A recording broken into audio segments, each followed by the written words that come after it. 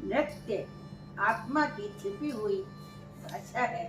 नमस्कार, मैं वंदना भार्गव आपका अपने इस संगीत वंदना चैनल में स्वागत करती हूँ। दोस्तों, वीडियो शुरू करने से पहले आपसे अनुरोध है कि यदि आपने मेरा चैनल अभी तक सब्सक्राइब नहीं किया है तो जल्दी से सब्सक्राइब करें और इसे दूसरों को भी शेयर करें जो कथक सीख रहे हैं या कथक विषय की परीक्षा दे रहे हैं या कथक के बारे में जानना चाहते हैं, ताकि यह उन तक पहुंच सके।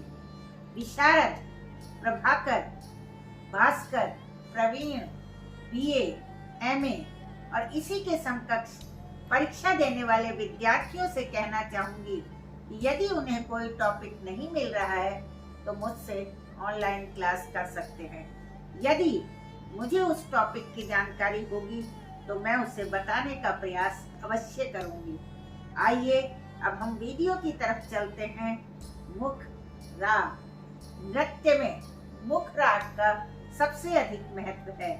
किसी नर्तक की तैयारी कैसी भी हो, तोड़े टुकड़े भी उसे खूब याद हो, परंतु भी वह एक से एक विकट नाचता हो, परंतु यदि उसके मुख पर आकर्षण और सौंदर्य दिखाई ना दे तो दर्शकों को उसका नृत्य कभी पसंद नहीं आएगा।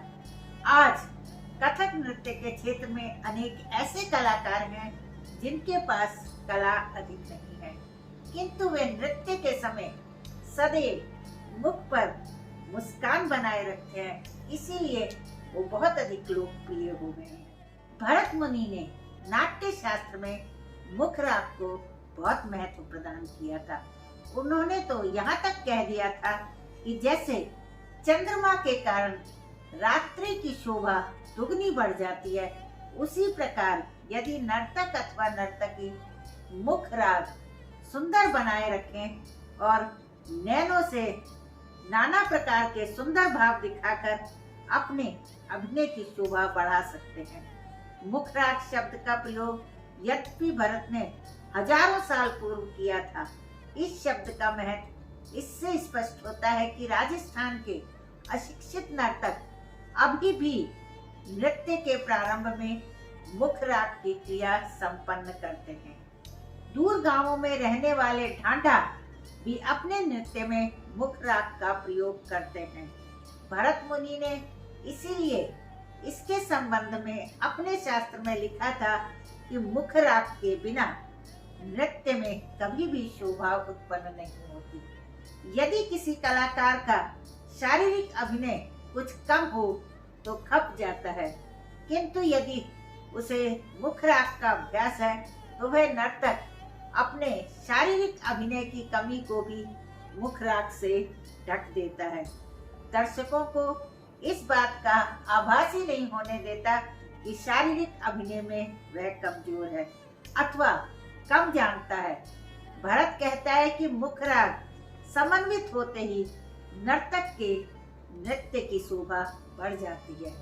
वह आगे कहता है कि नाट्य की सच्ची प्रतिष्ठा मुख राग से ही बढ़ती है। जिस प्रकार मुख, भौं, दृष्टि के समन्वय से नेत्रों की शोभा बढ़ जाती है, उसी प्रकार मुख राग के समय नर्तक की दृष्टि, भौं आदि का प्रयोग करके मुख की शोभा बढ़ानी चाहिए, तभी मुख पर सुंदर भाव बनते हैं।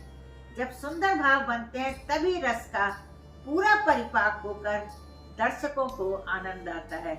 अतः रस का परिपाक मुख राग के सुंदर प्रयोग से ही करना चाहिए, क्योंकि रस के बिना सब कुछ अधूरा रह जाता है। मुख राग का नृत्य तथा अभिनय में बहुत महत्व है। इस तथ्य को अनिवार्य समझते हुए भरत मुनि ने रूप सज्जा में पात्र के मुख को सज्जा के लिए अन्य उपाय भी उसमें जोड़े। शास्त्रकार जानता था कि पात्र का मुख मंच पर पूर्णिमा के चंद्रमा की भांति शोभायुक्त होना चाहिए। अतः उसने मुख को सुंदर बनाने के ध्येय से पात्र के मुख पर पत्र लेखा सज्जा करने का निर्देश भी दिया। पात्र की भ्रकुटी के ऊपर चित्रकारी द्वारा भ्रूगुच्छ बनाने की योजना की। पत्रलेखा द्वारा घुमावदार बेल की भांति कनपटी से गालों तक लाल सफेद टिकलियों द्वारा बनाए जाते थे। इनका प्रयोग आज भी ब्रज के रास में तथा ब्रज की रासलीला मंडलियों में भगवान के स्वरूप की साज सज्जा में किया जाता है। अब मैं अपने शब्दों को यही समाप्त करती हूँ। दोस्तों, यदि आपको नृत्य के बारे में जानकारी चाहिए तो मैंने अपनी पुस्तकों का लिंक डिस्क्रिप्शन में दिया हुआ है। आपको पुस्तक लेनी हो तो दिए गए नंबर पर मुझसे संपर्क कर सकते हैं। आपके कमेंट का मुझे इंतजार रहेगा। अंत में यदि आपको मेरा ये वीडियो पसंद आया हो तो लाइक और शेयर जरूर करें, और जिन्होंने मेरे चैनल को अभी तक सब्सक्राइब नहीं किया है वह सब्सक्राइब करना ना भूलें और बेल आइकन को प्रेस करें। धन्यवाद।